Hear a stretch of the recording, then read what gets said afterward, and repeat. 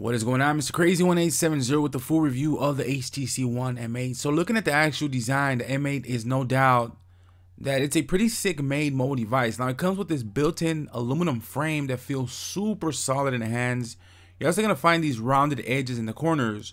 We have some HTC branding on the backside. Now I did encounter the phone to be kind of slippery while either using the phone, and sometimes it would just automatically just slide out of the pockets even while sitting down or when I was driving in the car. Now the M8 is also pretty thin, which makes it a pleasure to hold in a hand. You're really gonna have to hold a phone to understand what I'm really talking about. Now at the top of the phone you have the sleep/power button, which kind of feels a little flat, so I did find myself having to press more than one time.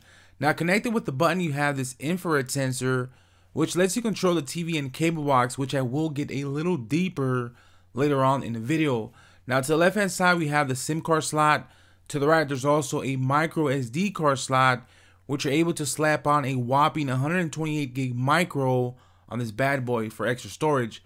Also I believe that HTC also hooks you up with a 50 gigabyte Google Drive storage, which is pretty sweet. Alright, so here we also have the volume up and down rockers, which are really easy to press. Now looking at the front side of the HTC One M8, we have the 5-inch IPS LCD display with the res of 1080 by 920, which I have no complaints with the display at all. It really looks stunning, colors look accurate and bright, and you also have great viewing angles. Alright, so looking at one of my favorite features on the HTC, and that's the boom sound. Yup, that's these two front facing speakers that make a shitload of noise, and that's good noise if you know what I mean.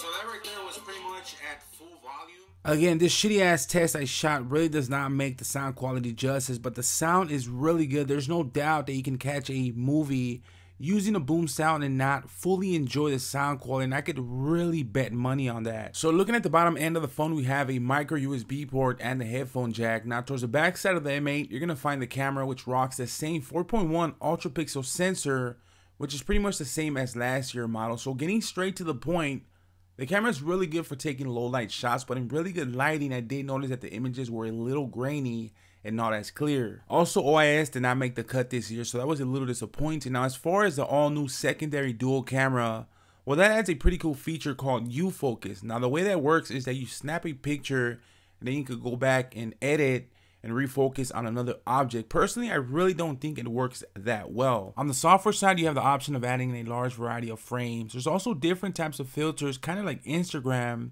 and a pretty cool one I was playing around with. Now this one is called Dimension Plus, where you can give your images that 3D looking effect. Now as for the front facing camera, well, that's pretty much a different story. Now it rocks a 5 megapixel camera with that wide angle lens, and I mean picture and video quality look really clear, which I was also really happy about. Now the M8 is rocking the new HTC Sense 6, and one of the coolest features is gestures. So if you pick up the phone in portrait mode and you double tap, it will auto wake the phone up. Swipe left, then it'll launch the widget panel. Swipe right, and it'll launch blink feed.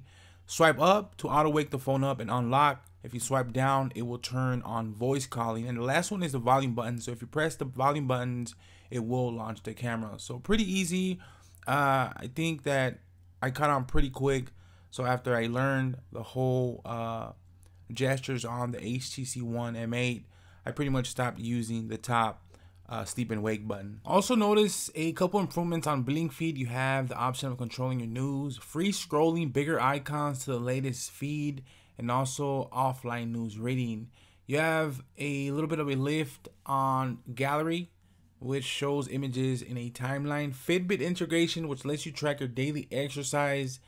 A couple colorful new themes. A new Sense TV layout, which I think looks a lot better. And the new themes are pretty cool. It really gives the whole experience a new feel. Now battery life was also really good. I think I got about a full day of use, even with the use of Spotify. Now you also have a power saving mode, which shuts off everything except the phone, texting, and auto email refresh.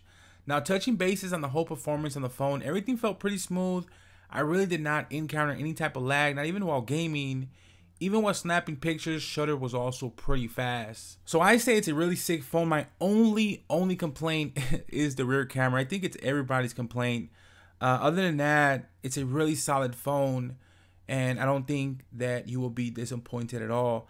If you really don't mind a whole camera quality, rear camera quality, then this is definitely a really sick phone that you're definitely gonna love. So that's the HTC One M8. It's available on Sprint, AT&T, and Verizon.